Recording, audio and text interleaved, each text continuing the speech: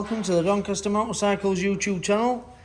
A quick little video here to show you the difference of a decent regulator rectifier as opposed to your old nasty broken one. So that's battery voltage as it stands without it running, 1305.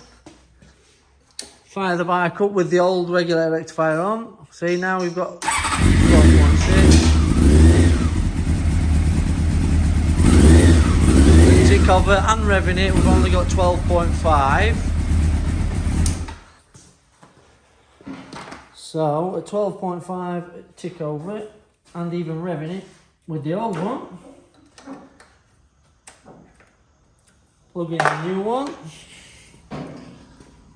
Battery voltage drops to the same, obviously, when you fire up. There you go, you see.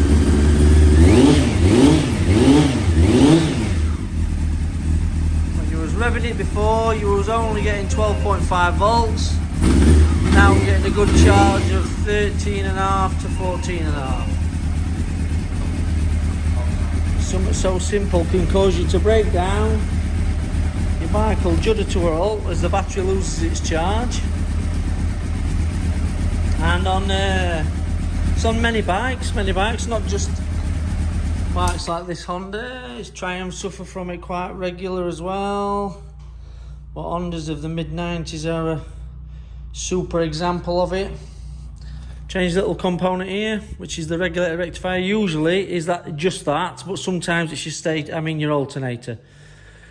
So you do have to check the lines, which is a few checks you do on the 3 yellow wires and then the battery and the earth and all this, but that's another video in itself. Thanks for watching. Please like and subscribe.